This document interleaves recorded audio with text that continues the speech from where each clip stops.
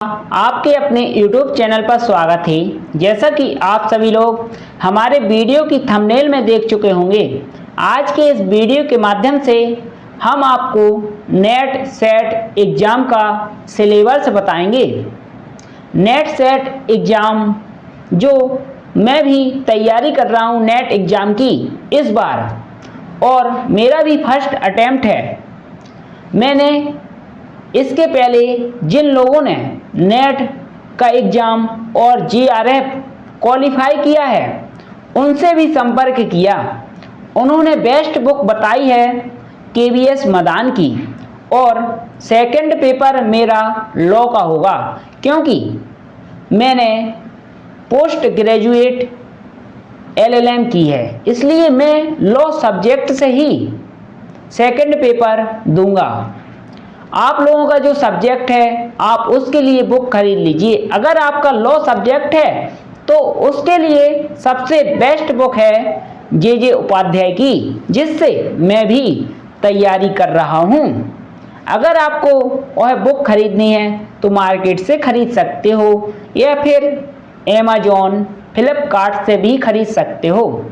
अब हम बात करते हैं इसका जो फर्स्ट पेपर है उसके सिलेबस के बारे में। नेट के दो पेपर होते हैं, फर्स्ट पेपर और सेकंड पेपर। फर्स्ट पेपर सभी विद्यार्थियों का एक समान आता है, जिसमें 100 नंबर का फर्स्ट पेपर होता है और 50 ऑब्जेक्टिव प्रश्न पूछे जाते हैं। प्रत्येक ऑब्जेक्टिव प्रश्न साथियों 2 नंबर का होता है। चलिए अब हम बात करते हैं फर्स्ट पेपर के सिलेबस के बारे में। पहली यूनिट है टीचिंग एप्टीट्यूड, यानी कि शिक्षण अभिव्यक्ति। इसमें 6 चैप्टर आपको दिए जाएंगे। पहला शिक्षण अवधारणाएं, उद्देश्य, शिक्षण का स्तर कितना है। दूसरा चैप्टर है शिक्षार्थी की विशेषताएं। तीसरा शिक्षण प्रभावक तत्व। चौथा उच्च अधिगम संस्थाओं में शिक्षण की पद्धति, शिक्षण सहायक प्रणाली। छठवां चैप्टर है मूल्यांकन प्रणाली। इन सभी चैप्टर को आपको फर्स्ट यूनिट में तैयार करना पड़ेगा। इसके बाद दूसरी यूनिट है शोध अभिव्यक्ति, यानी कि रिसर्च एप्टीट्यूड। इसमें पहला चैप्टर है शोध, अर्थ, प्रकार और विशेषताएं। दूसरा है शोध पद्धतियां, यानी कि रिसर्च की पद्धतियां। और तीसरा है रिसर्च के चरण। चौथा शोध प्रबंध एवं आलेख लेखन, फॉर्मेट और संदर्भ की शैलियाँ। अगला है शोध में आईसीटी का अनुप्रयोग। इसके बाद छठवां चैप्टर है शोध नैतिकता। इसके बाद अगली यूनिट आती है तीसरी, बोध। एक गद्यांश दिया जाएगा इसमें, उस गद्यांश में से आपको अपने प्रश्न का उत्तर ढूंढने पड़ेंगे। इस यूनिट से 5 प्रश्न पूछे जाएंगे। लगभग सभी जो यूनिट है 10 यूनिट, उनसे 5-5 ऑब्जेक्टिव प्रश्न पूछे जाएंगे, यानी कि टोटल 50 ऑब्जेक्टिव प्रश्न पूछे जाएंगे और प्रत्येक प्रश्न 2 नंबर का होगा। इसलिए इस यूनिट में आप प्रीवियस ईयर्स क्वेश्चन पेपर ही लगा लेते हो तो आपकी यह यूनिट बहुत ही अच्छे से तैयार हो जाएगी। इसके बाद अगली यूनिट है चौथी, संप्रेषण। में पहला चैप्टर है संप्रेषण का अर्थ, प्रकार और अभिलक्षण। दूसरा चैप्टर है प्रभावी संप्रेषण। तीसरा है प्रभावी संप्रेषण की बाधाएं। और चौथा चैप्टर है जन मीडिया और समाज। इसके बाद अगली यूनिट आती है 5वीं, जिसमें आपको गणितीय तर्क और अभिव्यक्ति के बारे में पूछा जाएगा, यानी कि मैथमेटिकल रीजनिंग एंड एप्टीट्यूड। इसमें आपसे पूछा जाएगा 5वीं यूनिट में रीजनिंग के बारे में, यानी कि टाइप्स ऑफ रीजनिंग, यानी कि तर्क के कितने प्रकार है।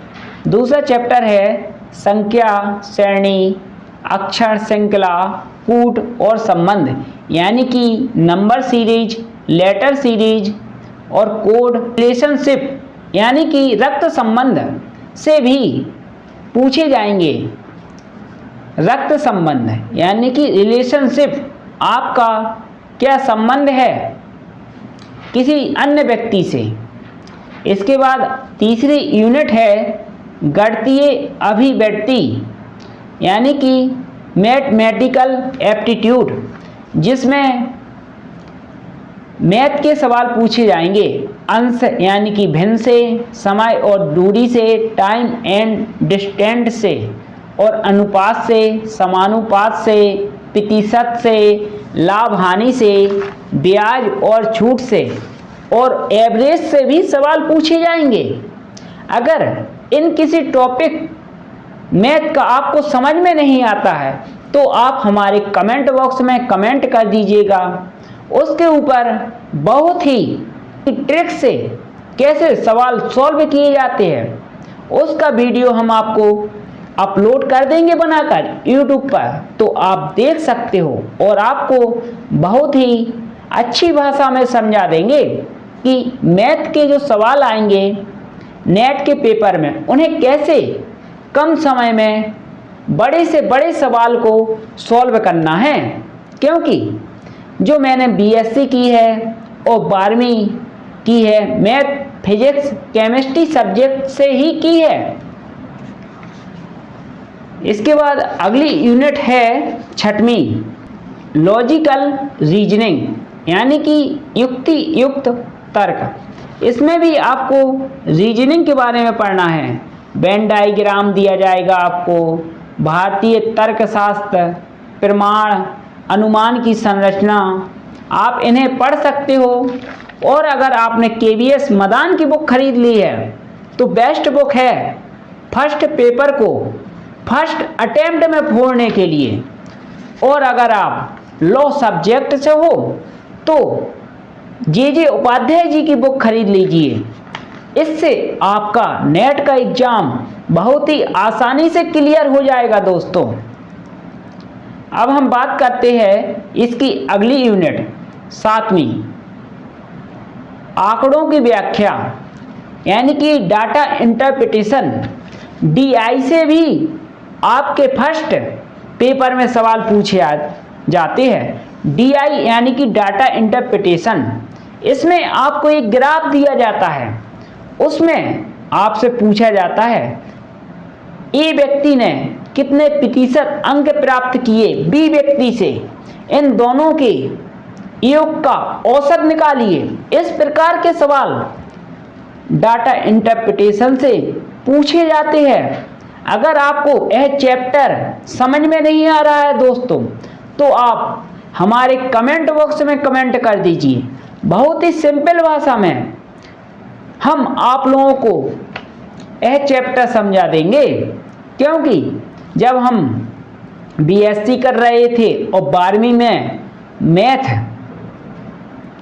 लिए थे, जब भी यह चैप्टर था बहुत ही सिंपल चैप्टर है, लेकिन आप लोगों ने कभी मैथ पढ़ी नहीं है इसलिए आपको मैथ से डर लगता है।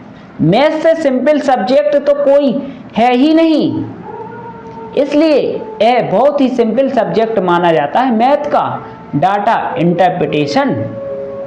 इसके बाद अगली यूनिट है 8वीं, सूचना और संचार प्रौद्योगिकी, यानी कि ICT। इसमें पहला चैप्टर है ICT, सामान्य संक्षिप्तियाँ और शब्दावली, इंटरनेट, इंट्रानेट, ईमेल, श्रव्य दृश्य, कॉन्फ्रेंसिंग की मूलभूत बातें, यानी कि कंप्यूटर से भी प्रश्न पूछे जाएंगे। और अगला चैप्टर है उच्च शिक्षा में डिजिटल पहले।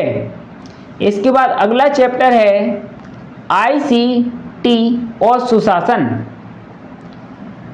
इसके बाद अगली यूनिट आती है 9 लोग विकास और पर्यावरण। इसमें आप देख सकते हो बहुत से चैप्टर है और इसमें आपसे जीके जीएस जैसे मॉन्ट्रियल प्रोटोकॉल, रियो सम्मेलन, क्योटो प्रोटोकॉल, पेरिस समझौता, अंतर्राष्ट्रीय सौर संधि, जलवायु परिवर्तन, प्राकृतिक जोखिम और आपदाएं और मानव स्वास्थ्य और प्रदूषण और पर्यावरण से संबंधित प्रश्न आपसे पूछे जाएंगे। इन चैप्टर को आपने अगर केवीएस मदान की बुक खरीदी है तो बहुत ही सिंपल भाषा में चैप्टर वाइज समझाए गए हैं। आपको पहले तो इसकी थ्योरी पढ़ना है, फिर उसके बाद एमसीक्यू लगाना है प्रत्येक चैप्टर के। और 5 तारीख के बाद मैं अपने यूट्यूब चैनल पर रोज एक प्रीवियस ईयर्स क्वेश्चन पेपर का वीडियो अपलोड करूंगा, इसलिए आप सभी लोग हमारे चैनल को जरूर सब्सक्राइब कर लें और बेल आइकन को भी प्रेस कर लें, जिससे अगला आने वाले वीडियो का नोटिफिकेशन आप तक पहुंच सके। अगली और आखिरी यूनिट है फर्स्ट पेपर की हायर एजुकेशन सिस्टम, यानी कि उच्च शिक्षा प्रणाली। इसमें आपको 6 यूनिट तैयार करना है, 6 चैप्टर। यूनिट 10 के अंदर 6 चैप्टर है। पहला चैप्टर है उच्च अधिगम संस्थाएं और प्राचीन भारत में शिक्षा का क्या स्तर था। दूसरा चैप्टर है स्वतंत्रता के बाद भारत में उच्च अधिगम और शोध का उद्भव। तीसरी, भारत में प्राच्य, पारंपरिक और गैर पारंपरिक अधिगम कार्यक्रम। अगली यूनिट है व्यावसायिक, तकनीक और कौशल आधारित शिक्षा। अगली है मूल शिक्षा और परक शिक्षा।